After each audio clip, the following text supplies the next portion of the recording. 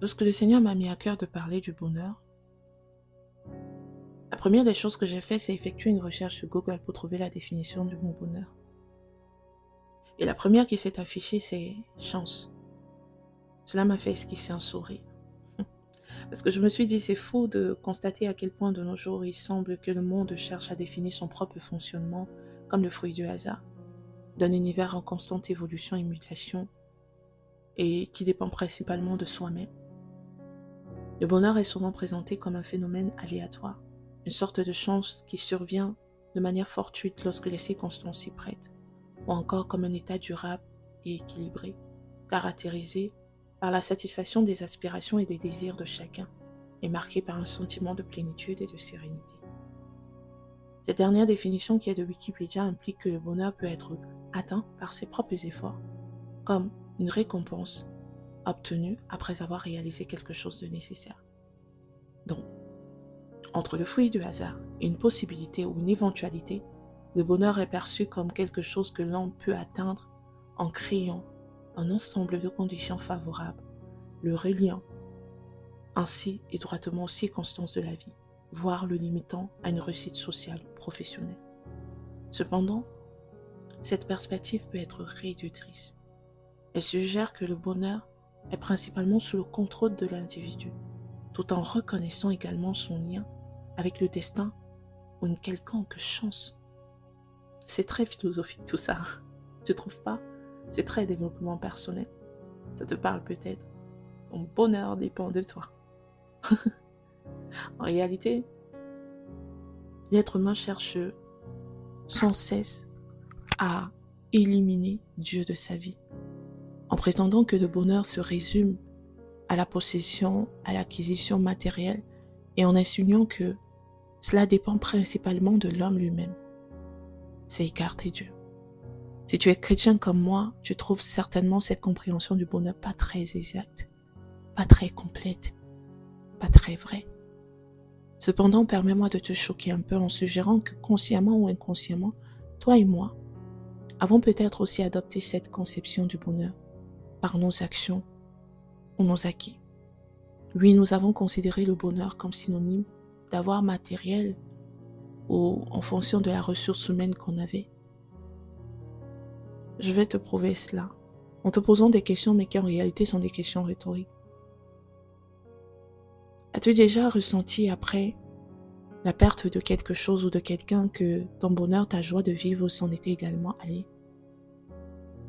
As-tu déjà vécu une injustice, quelque chose de violent qui t'a fait te dire que le bonheur n'existe pas du tout?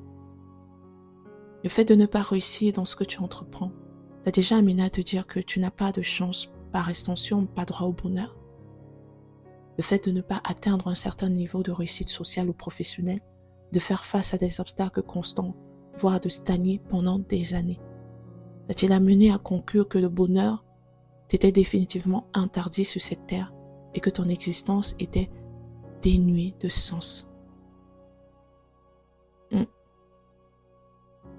C'est possible. Moi, je me suis déjà retrouvée dans l'une de ces situations. Et même en tant que chrétien, malgré l'assurance et l'espérance que le Christ nous donne, tu as peut-être déjà dû faire face à des épreuves, oppressions, adversités qui t'ont plongé dans une telle tristesse et un tel malheur que tu t'es questionné sur le sens même du bonheur, arrivant à la conclusion que la foi en Christ, ou encore la vie tout simplement ici-bas, ne rythme tout simplement pas avec bonheur. Nous avons tous tendance à définir le bonheur en fonction de notre propre réalité, souvent en le réduisant à quelque chose qui dépend de nos possessions et qui satisfait nos besoins physiques fondamentaux uniquement. Nourriture, logement, famille, mariage, travail, richesse, prospérité, et j'en passe. Cependant, il est crucial de remettre en question cette conception limitée du bonheur et de la dépasser. David dit dans le psaume 23 au verset 6 que le bonheur et la grâce l'accompagneront tous les jours de sa vie. Malgré les épreuves qu'il a traversées, telles que la persécution de Saül, la perte de son ami Jonathan, son péché avec Bathsheba, la mort d'Uri qui l'a plongé dans la culpabilité, la tristesse, la tragédie de la perte de son enfant et les conflits familiaux, David maintient cette affirmation surprenante sur le bonheur. Oui, le bonheur et la grâce m'accompagneront tous les jours de ma vie. On pourrait être tenté de lui dire, de lui demander, en tout cas moi je serais tenté de lui demander, David, de quel bonheur tu parles? Tu as certainement connu des moments de bonheur, mais pas tous les jours de ta vie. Mais David, n'exagère pas. Tu peux dire que le bonheur t'accompagne de temps en temps, parce que tu as quand même la royauté, tu es riche et tout, mais tu as aussi bien des malheurs, David. Alors je ne comprends pas pourquoi tu dis que le bonheur t'accompagne tous les jours de ta vie. Tu as certainement été dans le bonheur pendant la grande partie de ta vie, David, mais pas tous les jours de ta vie quand même. Ainsi, en considérant les failles, les épreuves de David, ses lamentations, exprimées dans les psaumes, je pourrais penser à raison que David extrapole, ou que ce n'est tout simplement pas réaliste de parler du bonheur chaque jour de sa vie. Pourtant, David n'exagère pas du tout. Il ne parle pas seulement du bonheur superficiel ou d'un bonheur lié au succès extérieur, mais d'un bonheur plus profond et durable. Malgré les défis et les épreuves, David reconnaît la présence du Seigneur dans sa vie comme étant sa source ultime de bonheur. C'est cette connexion profonde avec Dieu qui lui permet de trouver la paix et la joie, même au milieu des tempêtes de la vie. En affirmant que le bonheur l'accompagne chaque jour, David nous invite à reconnaître que le bonheur véritable, en réalité, ne dépend pas des circonstances extérieures, mais de notre relation avec Dieu, de ce qu'on vit au plus profond de notre être, en connexion avec Dieu. C'est un bonheur qui transcende les hauts et les bas de la vie quotidienne et qui demeure constant grâce à la présence aimante de Dieu. David parle du bonheur d'un bonheur qui est plus profond, qui est plus fort que les pleurs, que le dénuement, les persécutions, la haine et le mépris. Ce bonheur en réalité dont il nous parle, c'est un bonheur qui ne dépend donc pas de ce qui nous arrive dans notre vie. C'est plus profond que ça. C'est une façon d'être qui permet de vivre son bonheur comme une grâce tous les jours de sa vie. Dans l'abondance, quand la vie est comme un paradis de verts pâturages et de ruisseaux paisibles, comme dans le face-à-face avec la peine, les vallées d'ombre de la mort de toutes sortes. Le bonheur possède une profondeur insaisissable, imprégné d'un mystère particulier révélé en Christ qui se manifeste dans nos vies quand on laisse le Christ prendre sa place de Seigneur et de Sauveur. Parfois, ce bonheur peut être enfui, voire caché par des difficultés que nous traversons. Cependant, il demeure toujours présent lorsque nous choisissons de reconnaître la grâce de notre appartenance autant pour moi, de reconnaître la grâce de notre appartenance à Christ et donc d'habiter dans la maison de l'Éternel. C'est pourquoi il faut prendre en compte la deuxième partie des paroles de David. Il dit, « Oui, le bonheur et la grâce m'accompagnent tous les jours de ma vie et j'habiterai dans la maison de l'Éternel jusqu'à la fin de mes jours. » Notre bonheur est donc rattaché au fait de pouvoir demeurer dans la maison de l'Éternel. Du coup, David, même lorsqu'il était confronté à d'immenses tribulations, il pouvait crier à l'Éternel avec une profonde tristesse et des larmes. Cependant, il ne manquait jamais de conclure par la louange et l'adoration. Sa confiance demeurait intacte, convaincu que l'Éternel le délivrait finalement. Pour lui, le vrai bonheur résidait dans le fait d'avoir l'assurance du secours divin. C'était ça, son bonheur.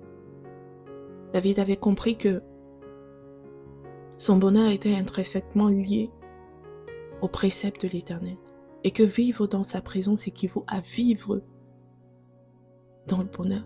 Et vivre sans sa présence, c'est vivre en réalité sans bonheur. Pour lui, habiter dans la maison de l'Éternel signifiait donc marcher dans la bonté, la justice et le bien.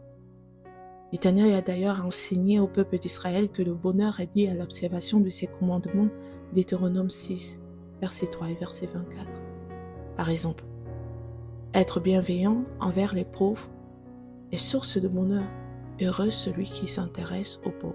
Psaume 41, verset 2. Trouver sa joie dans la voie de l'Éternel plutôt que de fréquenter les méchants est un gage de bonheur. Heureux l'homme qui ne marche pas selon le conseil des méchants, qui ne s'arrête pas sur la voie des pécheurs et qui ne s'assied pas en compagnie des moqueurs, mais qui trouve son plaisir dans la loi de l'Éternel et qui la médite jour et nuit. Il est comme un arbre planté près d'un courant d'eau qui donne son fruit en sa saison et dont le feuillage ne flétrit point.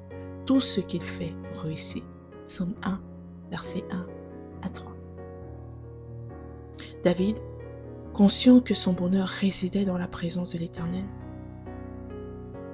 lorsqu'il pécha contre Dieu, il se répandit immédiatement, par crainte de se retrouver hors de sa présence, car il savait que vivre en dehors de cette présence équivaut à vivre dans une absence de bonheur ou encore à ne vivre qu'un bonheur superficiel et limité.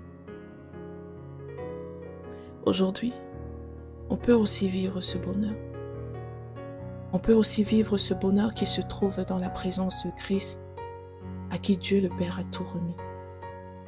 Et ne pas se plaire à se limiter à un besoin qui dépend de ce que nous avons comme matériel, comme ressources humaines. Le bonheur véritable, permanent, pur et éternel, qui transcende les circonstances, trouve sa perfection dans la grâce et par conséquence en Jésus-Christ seul. C'est un bonheur qui fortifie la foi et l'espérance même au cœur des épreuves, car on sait qu'il demeure présent à nos côtés.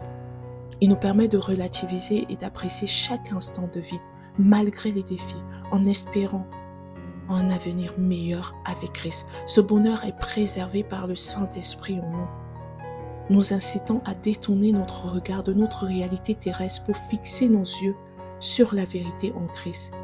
La croix devient alors le symbole de la victoire sur toute chose, l'accomplissement total pour chacun de nous.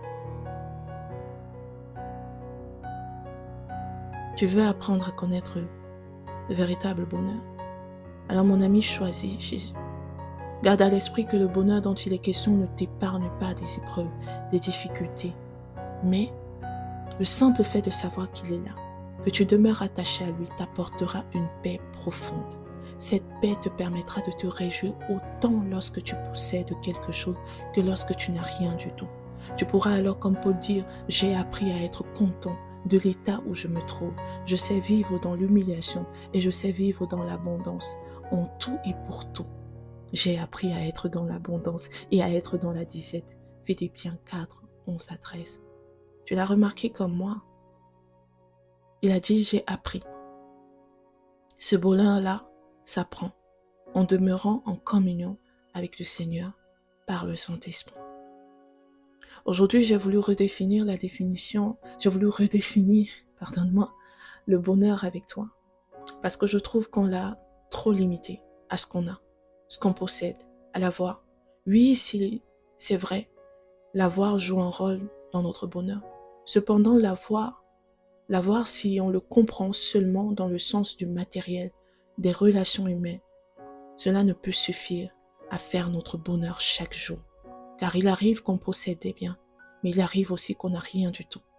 Il arrive qu'on soit en relation avec des personnes qui nous procurent bien-être, mais il arrive aussi que l'on soit déçu par ce qu'on aime, ou qu'on perde ce qu'on aime. Mais si on comprend l'avoir comme le fait d'avoir une relation avec le Seigneur, d'avoir une connexion avec lui, alors oui, on est heureux. Car toi, tout comme moi, venons d'une source, et cette source est en l'Éternel. Il a soufflé de son souffle dans les narines de l'être humain, et celui-ci a pris vie. Notre source, c'est Dieu. Et vivre en dehors de lui te rend semblable à un poisson qui vit en dehors de sa source, qu'est l'eau. Il finira par mourir, car il ne s'épanouit pas en dehors des eaux, il ne s'épanouit que dans les eaux.